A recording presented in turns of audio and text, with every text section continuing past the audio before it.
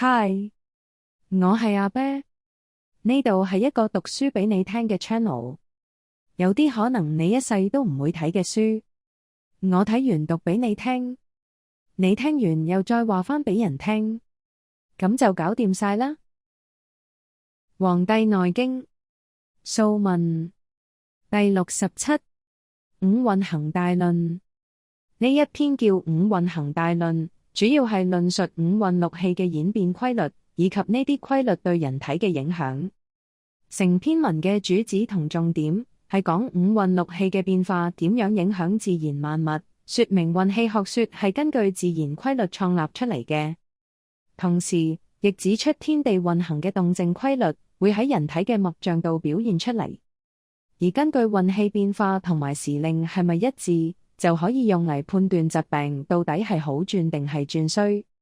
篇文裡面仲詳細說明咗司天在傳同左右間氣嘅變化規律，重申天地者，萬物之上下；左右者，陰陽之道路嘅道理。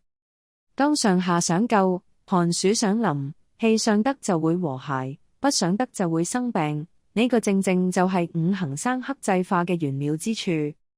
當時皇帝坐喺明堂裡面，開始嚟正天嘅綱紀，考察同建立五運五氣運行嘅常理。佢向天師岐伯請問，喺以前嘅醫論裡面曾經講過，天地嘅動靜係以自然界裡面變幻莫測嘅物象作為綱紀，陰陽嘅升降就由寒暑嘅更替嚟顯示徵兆。我亦聽先生講過五運變化嘅規律，不過先生之前講嘅只係五運之氣各自主管一年。至於60甲子由甲年開始定運嘅問題，我之後再同癸酉區深入討論過。癸酉區話土運主甲己年，金運主乙庚年，水運主丙申年，木運主丁壬年，火運主戊癸年。而子午年係小陰司天，丑未年係太陰司天，壬申年係小陽司天，卯酉年係陽明司天，辰戌年係太陽司天，巳亥年係厥陰司天。但係呢啲講法同以前所論述嘅陰陽好似唔係幾符合，到底係咩道理呢？岐伯就話，癸酉區所講嘅係闡明緊天地運氣嘅陰陽變化。講到陰陽嘅數目，平時可以數得清嘅係人身之中嘅陰陽，所以符合可以數得出嘅陰陽之數。至於陰陽嘅變化，如果進一步推演落去，可以由10推到100，由千推到萬。所以天地嘅變化根本冇辦法單純用數字去類推，只能夠從自然萬象嘅變化之中去推求。皇帝聽完就話，我想聽下運氣學說到底係點樣創始嘅。岐伯回答話，皇上你問得真係高明。我曾經喺太始天元冊嘅文獻裡面睇過記載，赤色嘅天氣會經過牛、女二宿以及西北方嘅戊分，黃色嘅天氣會經過申、尾二宿以及東南方嘅己分，青色嘅天氣會經過庚、巳二宿與酉、癸二宿之間，白色嘅天氣會經過亢、氐二宿與卯、脯二宿之間，黑色嘅天氣就經過張、翼二宿與流、胃二宿之間。所謂嘅戊分，即係灰、賁二宿所在嘅地方，而己分就係角、枕二宿所在嘅地方。當灰、賁正當秋分嘅時候，日子會漸漸變短，天氣漸漸變寒；而角、枕正當春分嘅時候，日子就會漸漸變長，天氣漸漸變暖。所以呢度就係天地陰陽嘅門戶，亦係推演氣候嘅開始，自然規律嘅所在，絕對唔可以唔通曉。皇帝點點頭話，好。喺天元紀大論裡面曾經過講，天地係萬物嘅上下，左右係陰陽嘅道路。我仲未係幾明白呢度到底係咩意思呢？岐伯解釋話，呢度所講嘅上下，指嘅係由嗰一年嘅司天同在存嚟睇出陰陽所在嘅位置，而所講嘅左右就係指司天嘅左右間氣。凡係厥陰司天，左間就係小陰，右間就係太陽；小陰司天，左間就係太陰，右間就係厥陰；太陰司天，左間就係小陽，右間就係小陰。小陽司天，左間就係陽明，右間就係太陰。陽明司天，左間就係太陽，右間就係小陽。太陽司天，左間就係厥陰，右間就係陽明。呢度所講嘅左右，係人面向住北方時所睇到嘅位置。皇帝接着問：咁咩叫做在全呢？岐伯話：如果厥陰司天，就會小陽在全，在全嘅左間係陽明，右間係太陰。小陰司天，就會陽明在全，在全嘅左間係太陽，右間係小陽。太陰司天，就會太陽在全，在全嘅左間係厥陰，右間係陽明。小陽司天，就會厥陰在全，在全嘅左間係小陰，右間係太陽。陽明司天，就會小陰在全，在全嘅左間係太陰，右間係厥陰。太陽司天，就會太陰在全，在全嘅左間係小陽，右間係陽明。呢度所講嘅左右，就係人面向住南方時所睇到嘅位置。當客氣同主氣互相交感，客主之六氣互相交臨嘅時候，如果客主之氣上得，就屬於平和；如果不想得，人就要生病啦。皇帝問：如果客主之氣明明想得，但都依然生病，呢個又係咩原因呢？岐伯話：所謂氣上得，本來係指客氣生主氣，但如果反過嚟變成主氣生客氣，咁就屬於上下顛倒，中醫叫下臨上。呢個情況依然屬於不當其位，所以同樣會生病。皇帝問：咁天地嘅動靜，實際上又係點樣運行嘅呢？岐伯話：天喺上面，由東向西，係向右運行；地喺下面，同樣由東向西，但係向左運行。左行同右行，經歷1年嘅時間，行完周天365度9分度之2.25嘅餘數，就會重新喺原本嘅位置交匯。皇帝話：我聽鬼手區講過，應地之氣係靜止而不動嘅。依家先生你竟然話下這咗行，我真係唔係幾明，想聽下到底係咩道理。岐伯解釋話：天地嘅運動同靜止，五行嘅遞遷同往復，鬼手區雖然知道天嘅運行情況，但係了解得未夠全面。關於天地變化嘅作用，天所顯示嘅係日月28宿等星象，而地就形成咗有形嘅物質。日月五星圍繞喺太空之中，五行就附着喺大地之上，所以大地在運住各類有形嘅物質，而太空就布列住承受天之精氣嘅星象。地之形質同天之精氣嘅運動，就好似根本同枝葉嘅關係一樣。雖然距離好遠，但只要通過觀察星象同物象，依然可以曉得佢哋嘅變化情況。皇帝問：咁大地係咪真係處於最下面呢？岐伯話：應該咁講，大地係喺人嘅下面，但其實係處於太空嘅正中間。皇帝問：大地處於太空中間，到底係靠啲咩撐住呢？岐伯話：係空間嘅大氣將佢舉起嚟嘅。燥氣令佢乾燥，暑氣令佢蒸發，風氣令佢動盪，濕氣令佢滋潤，寒氣令佢堅實，火氣令佢溫暖。所以風寒喺下面，燥熱喺上面，濕氣喺中間，而火氣就遊行喺兩者之間。喺1年之內，風、寒、暑、濕、燥、火六氣下臨於大地，大地正正因為感受咗呢六氣嘅影響，先可以化生萬物。所以如果燥氣太過，大地就會乾枯；暑氣太過，大地就會熾熱；風氣太過，大地就會動盪；濕氣太過，大地就會泥濘；寒氣太過，大地就會裂開；火氣太過，大地就會堅固。皇帝問：司天在全之氣對人體嘅影響，喺脈象上面可以點樣觀察呢？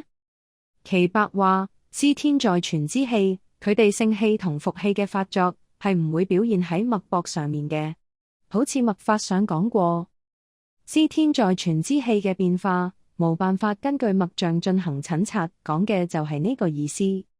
皇帝問：咁間氣嘅反應又係點樣嘅呢？其伯話，間氣就可以隨住每年左右手相應嘅脈搏去測之。皇帝問，具體要點樣測之？其伯話，如果脈氣同歲氣相應，就屬於平和；脈氣同歲氣相違，就會生病。如果相應之脈不當其位，反而出現喺其他地方，就會生病。左右脈互相移位，會生病。相應嘅脈位反而見到黑賊嘅脈象，病情就會非常危重。如果兩手嘅尺脈同寸脈出現相反嘅情況，就會死亡。左右手嘅脈象互相交錯混亂，同樣會死亡。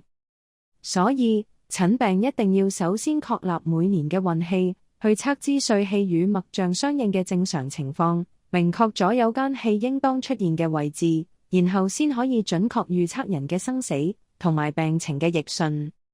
皇帝問：寒、暑、燥、濕、風、火呢六氣同人體係點樣相應嘅呢？對於萬物嘅生化又有咩關係？其伯詳細解釋話：東方對應春天而生風，春風能令木類生長，木類會化生酸味，酸味滋養肝臟，肝又滋養筋膜。當肝氣輸送到筋膜，其氣又能滋養心臟。六氣喺太空深遠無邊，喺人就表現為認識事物嘅變化規律，喺地就表現為萬物嘅生化。有咗生化，然後先可以生成五味，認識咗事物嘅規律，然後先可以生成智慧。深遠無邊嘅宇宙生成咗變化莫測嘅神，再由呢種變化生成萬物嘅氣機。神嘅變化具體表現為：喺天應於風，喺地應於木，喺人體應於筋，喺氣應於柔和，喺臟應於肝。佢嘅本性為溫暖，德行為平和，功用為動，顏色為青，生化表現為繁榮。對應嘅動物為毛蟲，政令為聲散，命令為宣布書法，變動為摧折敗壞，災異為允諾。五味為酸，情志就為怒。發怒會傷肝，但悲哀可以抑制怒氣。風氣會傷肝，但燥氣可以克制風氣。酸味會傷筋，但辛味可以克制酸味。南方對應夏天而生熱，熱極便會生火。火能化生苦味，苦味入心而滋養心臟，心能生血，心氣又通過血液去滋養脾臟。變化莫測嘅神，具體表現為：喺天應於熱，喺地應於火，喺人體應於脈，喺氣應於陽氣生長，喺臟應於心。佢嘅本性為暑熱，德行為顯現物象，功用為躁動，顏色為赤，生化表現為茂盛。對應嘅動物為羽蟲，政令為明顯，命令為熱盛，變動為炎熱灼削，災異為灼焚燒。五味為苦，情志就為喜。過分高興會傷心，但恐懼可以抑制喜氣。熱氣會傷氣，但寒冷可以克制熱氣。苦味會傷氣，但鹹味可以克制苦味。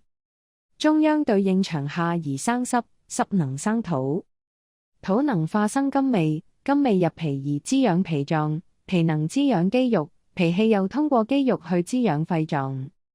變化莫測嘅神，具體表現為：喺天應於濕，喺地應於土，喺人體應於肉，喺氣應於物體充盈，喺臟應於脾。佢嘅本性安靜而能兼化萬物，德行為濡潤，功用為生化，顏色為黃，生化表現為萬物盈滿。對應嘅動物為裸蟲，政令為安靜，命令為暴化雲雨，變動為久雨不止，災異為濕雨土崩。五味為金，情志就為思。思慮過度會傷脾，但喜樂可以抑制思慮。思慮會傷肌肉，但風氣可以克制濕氣。甘味會傷脾，但酸味可以克制甘味。西方對應秋天而生燥，燥能生甘，甘能化生辛味，辛味入肺而能滋養肺臟，肺能滋養皮毛，肺氣又通過皮毛去滋養腎臟。變化莫測嘅神，具體表現為：喺天應於燥，喺地應於金，喺人體應於皮毛，喺氣應於萬物成熟，喺臟應於肺。佢嘅本性為清涼，德行為潔淨，功用為堅固，顏色為白，生化表現為收斂。對應嘅動物為介蟲，政令為剛勁切切，命令為務勞，變動為嚴酷摧殘。災異為清乾而凋落，五味為辛，情志就為憂。憂愁過度會傷肺，但喜樂可以抑制憂愁。熱氣會傷皮毛，但寒冷可以克制熱氣。辛味會傷皮毛，但苦味可以克制辛味。北風對應冬天而生寒，寒能生水，水能化生鹹味，鹹味入腎而能滋養腎臟，能滋養骨髓，腎氣又通過骨髓去滋養肝臟。變化莫測嘅神，具體表現為：喺天應於寒，喺地應於水，喺人體應於骨，喺氣應於物體堅實，喺臟應於腎。佢嘅本性為嚴謹，德行為寒冷，功用為閉臟，顏色為黑，生化表現為整肅。對應嘅動物為鱗蟲，政令為平靜，命令為散雪，變動為水冰氣寒，災異為冰雹，五味為鹹，情志就為恐。恐懼過度會傷腎，但思慮可以抑制恐懼。寒冷會傷血，但燥氣可以克制寒氣。鹹味會傷血，但甘味可以克制鹹味。皇帝聽完，再問：咁邪氣致病所發生嘅變化，又係點樣嘅呢？岐伯話：如果來氣同主管時令嘅方位相合，病情就會比較輕微；如果來氣同主管時令嘅方位唔相合，病情就會非常嚴重。